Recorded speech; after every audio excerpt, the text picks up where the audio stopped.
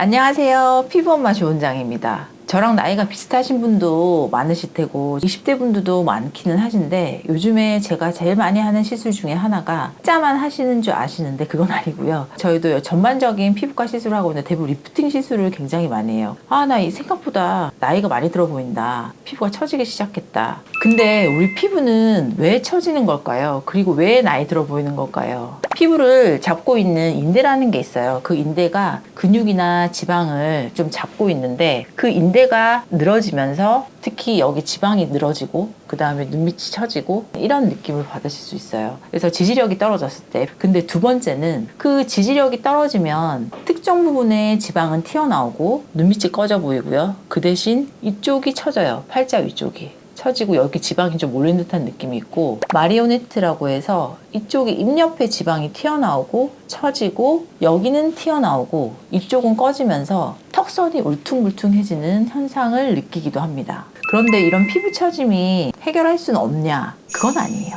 좋아져요. 근데 어떤 식으로 접근하냐에 따라서 나이별로 접근법이 달라집니다. 보통 20, 30대 같은 경우에는 큰 피부 처짐은 많이는 없어요. 이런 분들은 예방적 차원에서 진피 환경을 좋게 하는 시술들, 특히 스킨 부스터나 스킨 보톡스 이런 거를 병행을 하거나 아니면은 피부 자체를 타이트닝 해주고 피부 주름을 펴주는 시술, 특히 고주파 시술 같은 거를 받으시면 도움이 됩니다. 보통 피부과 리프팅 시술 하면은 잘 모르시는 분들도 이건 아시더라고요. 원장님 써마지 얼마예요? 써마지 효과 좋나요? 뭐 이렇게 말씀을 하시더라고요. 근데 써마지 같은 경우에는 피부 처짐을 완전히 개선하기에는 조금 한계가 있습니다. 피부 겉을 좀 팽팽하게 해주고 콜라겐을 재생을 시켜주는 효과라고 생각하시면 되세요. 그래서 써마지가 모든 걸 해결해 주실 거라고 생각하시고 피부 시술을 받는다면 돈도 날리고 실망감도 느끼실 수 있습니다. 가이드북이라는 게 있어요. 의사들한테 주어지는 가이드북이 있는데 거기에 금기사항이 있습니다.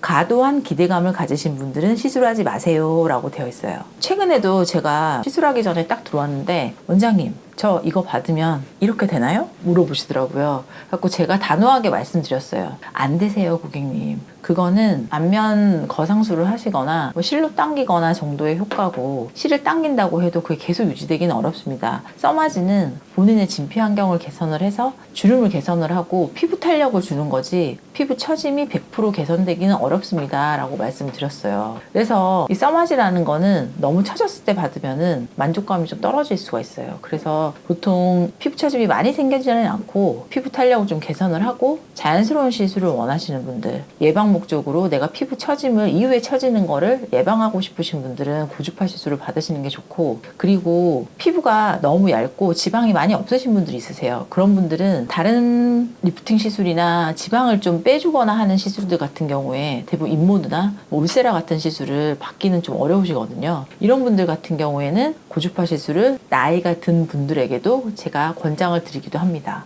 근데 저처럼 45세가 넘어가고 피부 윤곽선이 달라지기 시작한 분들은 고주파만으로는 효과가 떨어집니다. 그래서 그런 분들은 튀어나온 지방을 어느 정도 정리해 줄 수 있는 시술을 받으시는 걸 추천드립니다. 첫 번째로 내려온 지방을 재배치를 해줘야 돼요. 재배치를 하는 방법 첫 번째 실리프팅입니다.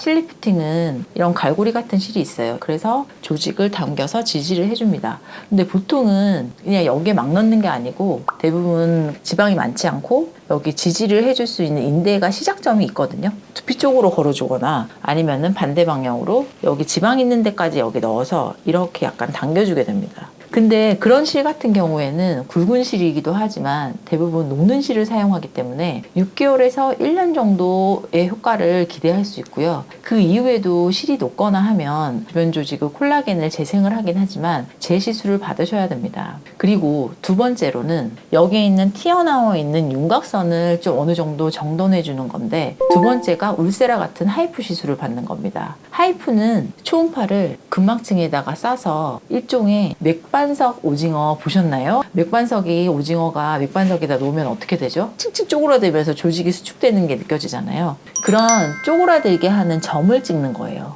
약간 근막에다가. 그러면은 그 조직이 위축되면서 리프팅 효과와 함께 타이트닝 효과가 생겨요. 이쪽 부분에 지방도 정리가 되고 여기를 착 달라붙게 하는 효과가 있어요. 그래서 튀어나온 부분, 특히 이쪽이라든지 볼이라든지 여기 부분에 약간 튀어나온 부분에 집중적으로 약간 받으시면 얼굴 윤곽이 좀 개선되는 효과를 받으실 수가 있어요. 근데 이런 즉각적으로 약간 수축된 반응을 보이는 거는 일시적이고 대부분 이것도 어느 정도 피부가 진피가 재생이 되고 회복되는 과정을 겪기 때문에 한 달에서 세 달까지 어느 정도 지켜보고 6개월에서 1년에 한 번 정도 반복 시술을 받으셔야 됩니다. 근데 이렇게 실도 거르고 울세라도 했어. 그래도 얼굴 윤곽이 울퉁불퉁한 부분이 있거든요. 대부분 팔자선이라든지 마리오네트 옆선이나 옆볼 꺼짐 그리고 눈 밑 꺼짐 부위 같은 경우에는 콜라겐 부스터나 아니면은 필러 같은 시술을 해서 미세하게 채워줘야지 얼굴 윤곽선이 개선이 됩니다. 그러니까 나이가 들어 보이는 원인은 아까 말씀드린 것처럼 피부를 당기고 지지하는 힘이 떨어졌고 피부가 울퉁불퉁해진다고 했잖아요. 그러니까 포인트는 울퉁불퉁한 걸 개선하는 겁니다. 그래서 튀어나온 지방은 없애고 당기고 꺼진 데는 채워줘야지 얼굴이 윤곽이 부드러워지고 어려 보이는 효과를 가질 수 있습니다. 근데 대부분 고객님들이 처음 피부과를 방문하셨을 때 저는 팔자주름을 해결하고 싶어요.